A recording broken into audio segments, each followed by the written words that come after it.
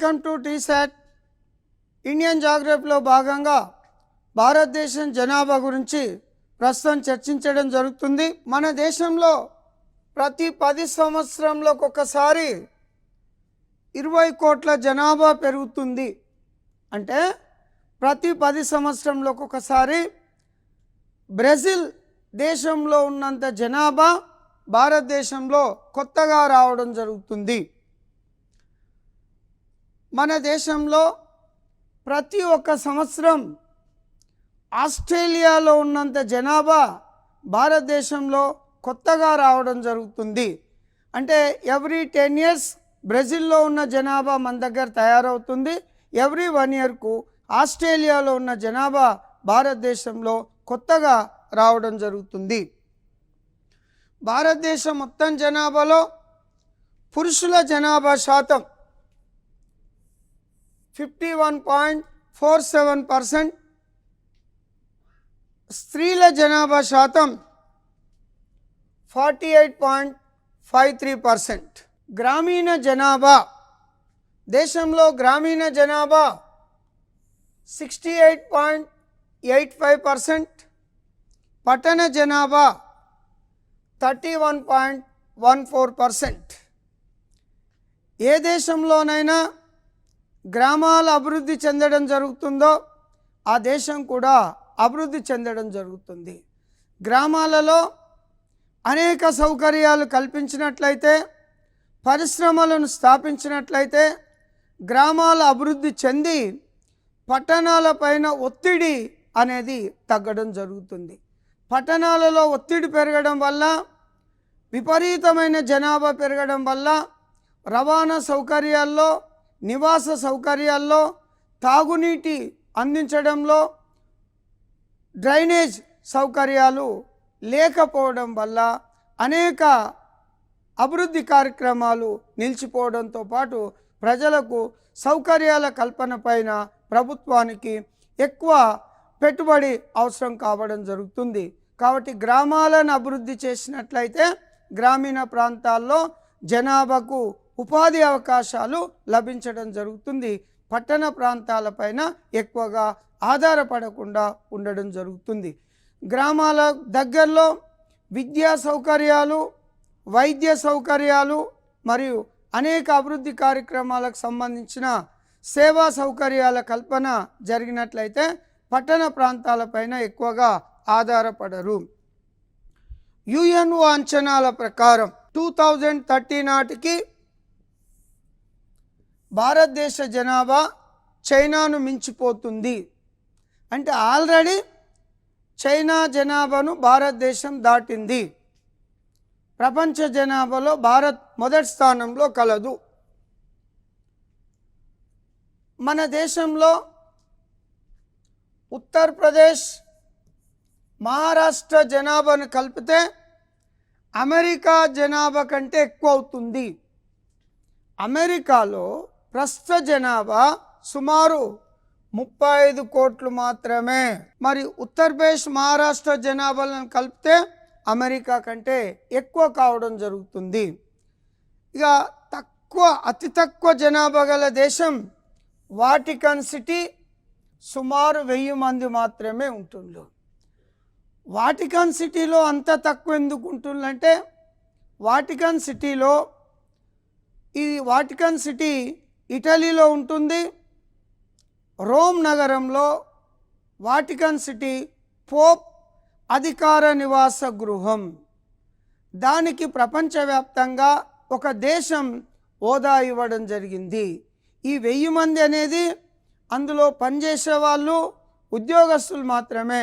దానికి ఒక ప్రత్యేక గుర్తింపు ఇవ్వడం జరిగింది వాటికన్ సిటీకి. ఇక అమెరికా,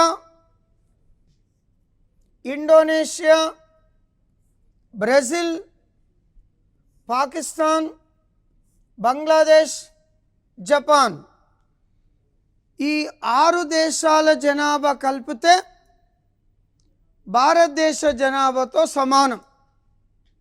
6 దేశాల జనాభా కలిపితే భారతదేశ జనాభాతో సమానం. ప్రపంచంలో అమెరికా, ఇండోనేషియా, బ్రెజిల్ ఈ దేశాల్లో ఇవి కాక మన దేశంలో ఉత్తరప్రదేశ్ కంటే ఎక్కువ ఉన్న జనాభా దేశాలు దాదాపు లేవు.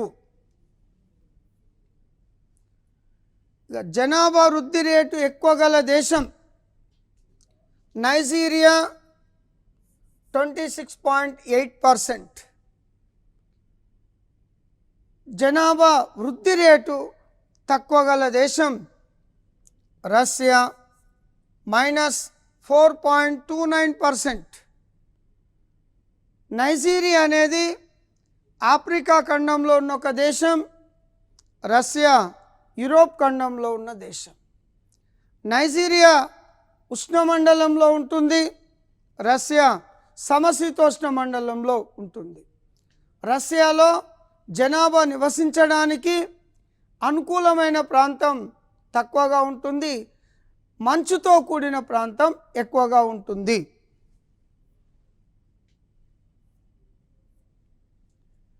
జనాభా వృద్ధి రేటు అనగా ఒక నిర్దిష్ట ప్రాంతంలో 2 కాలాల్లో పెరిగే జనాభాను జనాభా వృద్ధి రేటు అంటారు.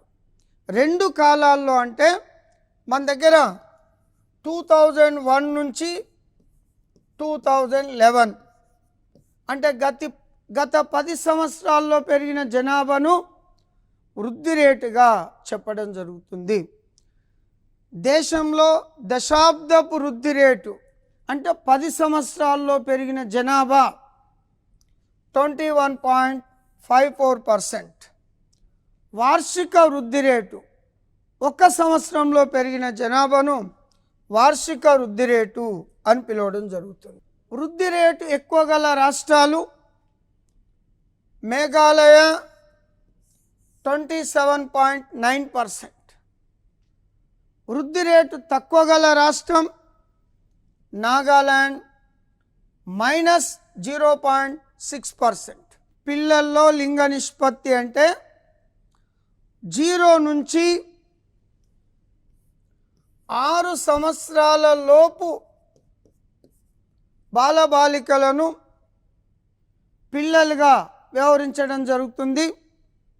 దేశంలో 1000 మంది బాలురకు బాలికల సంఖ్య ఎంత అనేదే పిల్లల్లో లింగ నిష్పత్తి తెలియజేయడం జరుగుతుంది.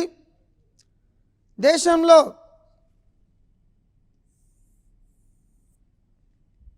పిల్లల్లో లింగ నిష్పత్తి 1000 మంది బాలురకు బాలికలు 919 మెంబర్స్. గ్రామీణ ప్రాంతాలలో 923. ఓవరాల్గా చూసుకున్నట్లయితే 919, గ్రామీణ ప్రాంతాల్లో 923, 1000 మంది.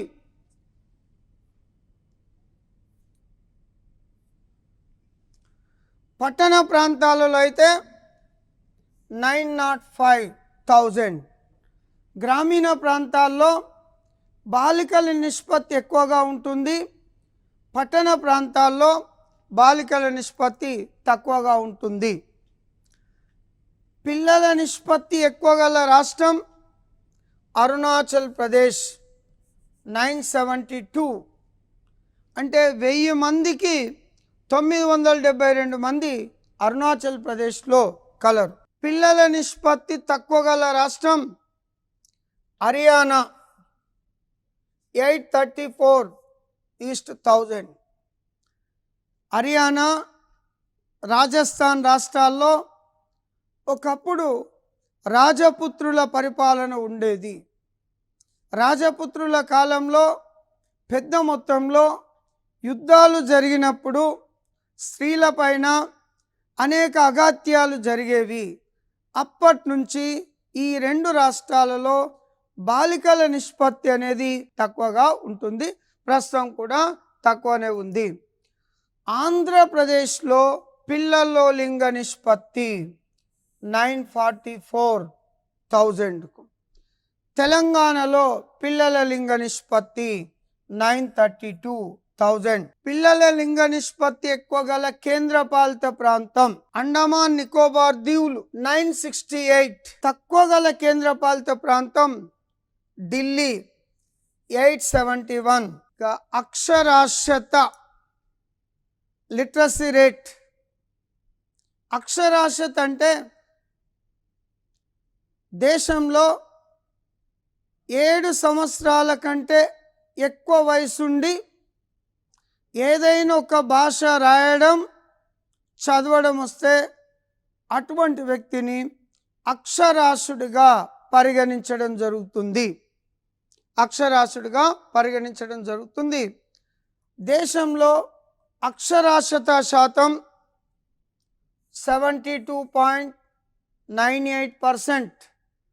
అంటే 100 మందికి తీసుకున్నట్లయితే సుమారు 72 మంది చదువుకున్న వాళ్ళు ఉన్నారు.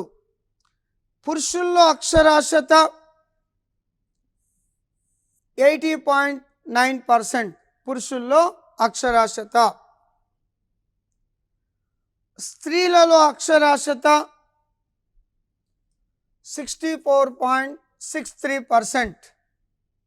దేశవ్యాప్తంగా స్త్రీలలో అక్షరాస్యత కల్పించడానికి పెంపొందించడానికి కేంద్ర ప్రభుత్వం ఆయా రాష్ట్ర ప్రభుత్వాలు అనేక చర్యలు తీసుకోవడం జరుగుతుంది. అనేక కొత్త పథకాలను కూడా ప్రవేశపెట్టడం జరిగింది. దేశంలో కానీ రాష్ట్రంలో కానీ గ్రామీణ ప్రాంతాల్లో కానీ స్త్రీలలో అక్షరాస్యత ఎక్కువ ఉన్నట్లయితే వాళ్ళు అనేక అభివృద్ధి కార్యక్రమాలు చేపట్టడానికి అనుకూలంగా ఉంటుంది. మరియు ఆ ఇల్లు కూడా ఒక గ్రామీణ ప్రాంతంలో చదువుకున్న ఇల్లాలు ఉన్నట్లయితే పెద్ద మొత్తంలో ఆమె అనేక కార్యక్రమాలు చేపట్టి ఆ కుటుంబాన్ని పోషించడం జరుగుతుంది. కుటుంబం యొక్క అభివృద్ధికి కారణంగా ఉండడం జరుగుతుంది. అక్షరాస్యత పెంపొందించే కార్యక్రమాలను వివిధ రాష్ట్రాలు కేంద్రపాలిత ప్రాంతాల్లో చేపట్టడం జరిగింది. ఇక అక్షరాస్యత ఎక్కువ గల రాష్ట్రం కేరళ 94%. కేరళ రాష్ట్రంలో బేసిక్ ఎడ్యుకేషన్ బాగుంటుంది. అక్షరాస్యత తక్కువ గల రాష్ట్రం బీహార్ 61.8%. ఆంధ్రప్రదేశ్లో అక్షరాస్యత శాతం 67.41%. తెలంగాణలో అక్షరాస్యత శాతం 66.54%. తెలంగాణ రాష్ట్రం దేశంలో రాష్ట్రాలు కేంద్రపాలిత ప్రాంతాలతో చూసుకున్నట్లయితే మనం 27వ స్థానంలో కలము. అక్షరాస్యత ఎక్కువ గల కేంద్రపాలిత ప్రాంతం లక్షద్వీపులు 91.8%. లక్షద్వీపుల్లో జనాభా తక్కువగా ఉంటుంది. తక్కువ జనాభాలో ఎక్కువ మంది చదువుకున్న వాళ్ళు ఉన్నారు.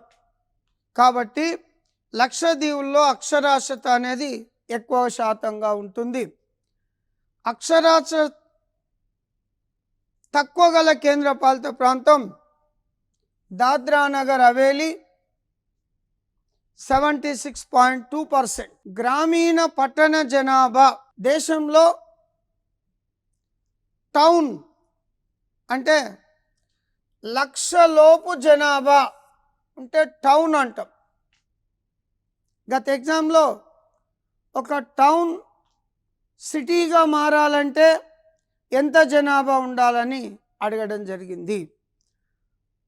టౌన్ సిటీగా మారాలంటే 1,00,000 పైన జనాభా ఉండాలి. 1,00,000 పైన జనాభా ఉండాలి. మిలియన్ సిటీ అంటే 1,00,000 నుండి 10 లక్షల వరకు జనాభా ఉంటే మిలియన్ సిటీగా పిలవడం జరుగుతుంది. మెట్రోపాలిటన్ సిటీ అంటే 10 లక్షల నుంచి 50 లక్షల వరకు ఉంటే దాన్ని మెట్రోపాలిటన్ సిటీగా పిలవడం జరుగుతుంది. మెగా సిటీ 50 లక్షల కంటే ఎక్కువ ఉంటే మెగా సిటీ అని పిలుస్తాం. మరి కాస్మోపాలిటన్ సిటీ అంటే ఇది జనాభాతో సంబంధం ఉండదు. Example Delhi cosmopolitan city. ఢిల్లీలో దేశ రాజధాని అయినందున అనేక దేశాల రాయబార ఆఫీసులు ఉంటాయి కాబట్టి అందులో పనిచేసే వాళ్ళు విదేశాలకు సంబంధించిన వాళ్ళు ఎక్కువగా ఉంటారు. విదేశీ సంస్కృతులు ఉంటాయి కాబట్టి ఢిల్లీని కాస్మోపాలిటన్ సిటీ అని పిలవడం జరుగుతుంది. మన దేశంలో మిలియన్ నగరాల సంఖ్య 53. మిలియన్ నగరాల సంఖ్య 53. దేశంలో ఎక్కువ జనాభా గల రాష్ట్రాలు number 1 Uttar Pradesh, number 2 Maharashtra, number 3 Bihar, number 4 west Bengal ఎక్కువ జనాభా గల రాష్ట్రాలు. Number 5 Madhya Pradesh, number 7 Rajasthan, number 8 Karnataka, number 9 Tamil Nadu, number 10 Andhra Pradesh. మరి ఎక్కువ జనాభా గల రాష్ట్రాలతో పాటు తక్కువ జనాభా గల రాష్ట్రం సిక్కిం. ఎక్కువ జనాభా గల కేంద్రపాలిత ప్రాంతం ప్రస్తుతము జమ్మూ కాశ్మీర్. తక్కువ జనాభా గల కేంద్రపాలిత ప్రాంతం లక్షద్వీపులు. దేశంలో ఎక్కువ జనాభా గల జిల్లా థానే. ఇది మహారాష్ట్రలో ఉంటుంది. అంటే ముంబై నగరంలో. థానే జనాభా 1,10,00,000 పైన, సుమారు ఆస్ట్రేలియా జనాభాతో సమానం. తక్కువ జనాభా గల జిల్లా దేశంలో దిబాంగ్ లోయ. ఇది అరుణాచల్ ప్రదేశ్ రాష్ట్రంలో ఉంటుంది. దిబాంగ్ లోయ జనాభా సుమారు 9,000 మాత్రమే. దేశంలో విస్తీర్ణంలో పెద్ద జిల్లా కచ్. ఇది గుజరాత్లో ఉంటుంది. దీని విస్తీర్ణం 46,000 చదరపు కిలోమీటర్లు. విస్తీర్ణంలో చిన్న జిల్లా మహే. దీని విస్తీర్ణం సుమారు 9 చదరపు కిలోమీటర్లు.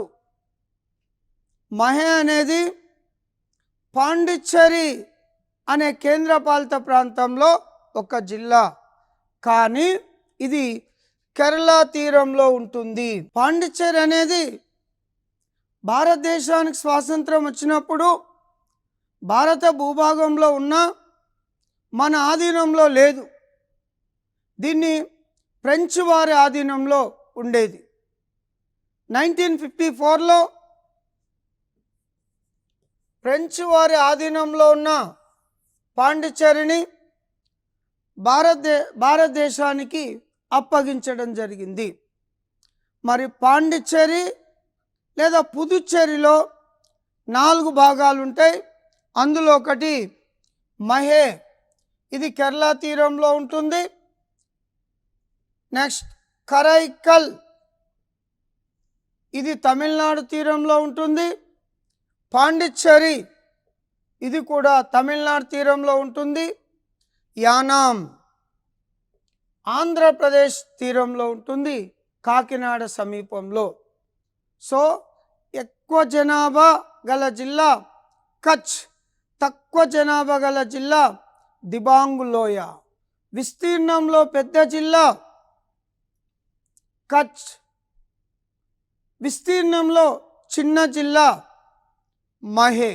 దేశంలో కేంద్రపాలిత ప్రాంతాల విషయానికి వచ్చినట్లయితే ఎక్కువ విస్తీర్ణం గల కేంద్రపాలిత ప్రాంతం ప్రస్తుతానికి లడఖ్. తక్కువ విస్తీర్ణం గల కేంద్రపాలిత ప్రాంతం లక్షద్వీపులు. దేశంలో జనాభా పరంగా తీసుకున్నట్లయితే ఒక గ్రాఫ్, ఎక్కువ జనాభా గల రాష్ట్రం ఉత్తరప్రదేశ్, మహారాష్ట్ర, తర్వాత బీహార్, 4వ స్థానం వెస్ట్ బెంగాల్, 5వ స్థానం రాజస్థాన్, 6 కర్ణాటక. ఇది గ్రాఫ్లో ఎక్కువ జనాభా గల రాష్ట్రాలు. దేశంలో ఎక్కువ జనాభా గల నగరాలు అంటే మెగా సిటీస్. ఒకటి గ్రేటర్ ముంబై. అంటే గ్రేటర్ అంటే ముంబై చుట్టుపక్కల గల అనేక ప్రాంతాలను కలుపుకొని గ్రేటర్గా వ్యవహరించడం జరుగుతుంది. ముంబై తర్వాత ఎక్కువగా 2వ ప్లేస్లో ఢిల్లీ, 3వ ప్లేస్లో కలకత్తా, 4వ ప్లేస్లో చెన్నై, 5వ ప్లేస్లో బెంగళూరు తర్వాత ఎక్కువ జనాభా గల నగరం Hyderabad, 7th place Ahmedabad, 8th place Pune, 9th place Surat, 10th place Jaipur. ఎక్కువ జనాభా గల నగరాలు ఇవి 2011 జనాభా లెక్కల ప్రకారం. ఇక పాపులేషన్ షేర్, ఇక దేశంలో ఎస్సీ జనాభా, ఎస్టీ జనాభా తీసుకున్నట్లయితే షెడ్యూల్ కులాలు, షెడ్యూల్ తెగలు. భారతదేశంలో షెడ్యూల్డ్ తెగలు సుమారు 722 తెగలు కలరు. ఎస్సీలలో 1000 ఎబో అంటే షెడ్యూల్ కులాలు ఉండడం జరిగింది. మన దేశంలో ఎస్సీ జనాభా ఎక్కువ గల రాష్ట్రం ఉత్తరప్రదేశ్. ఎస్సీల జనాభా శాతం ఎక్కువ గల రాష్ట్రం అంటే పంజాబ్. శాతం పరంగా పంజాబ్, జనాభా పరంగా ఉత్తరప్రదేశ్. ఎస్సీ జనాభాలో ఎక్కువ గల కులం చామర్. ఎస్టీ జనాభా విషయానికి వచ్చినట్లయితే మన దేశంలో సంఖ్యాపరంగా ఎక్కువ గల రాష్ట్రం మధ్యప్రదేశ్. శాతం పరంగా ఎస్టీ జనాభా ఎక్కువ గల రాష్ట్రం మిజోరాం. మనకు ఎగ్జామ్లో ఎస్టీ తెగలిచ్చి ఏ ఏ రాష్ట్రాల్లో విస్తరించున్నారు ఆ తెగల గురించి కూడా అడిగే అవకాశం ఉంటుంది. సపోజ్ బోడోలు అనే తెగ అస్సాంలో ఎక్కువ మంది నివసించడం జరుగుతుంది. మికీర్లు అనే తెగ కూడా అస్సాంలో ఎక్కువ నివసించడం జరుగుతుంది. డాప్లాలు అనే తెగ అరుణాచల్ ప్రదేశ్లో ఎక్కువ నివసించడం జరుగుతుంది. నెక్స్ట్ లంబాడీలు ఆంధ్రప్రదేశ్, తెలంగాణ రాష్ట్రాల్లో ఎక్కువగా నివసిస్తారు. గోండూలు ఆంధ్రప్రదేశ్, తెలంగాణ రాష్ట్రాల్లో ఎక్కువగా నివసించడం జరుగుతుంది. తోడాలు నీలగిరి కొండలు తమిళనాడు రాష్ట్రంలో నివసిస్తారు. బడగాలు నీలగిరి కొండలు తమిళనాడు రాష్ట్రంలో నివసిస్తారు. కోటాలు నీలగిరి కొండలు తమిళనాడు రాష్ట్రంలో నివసించడం జరుగుతుంది.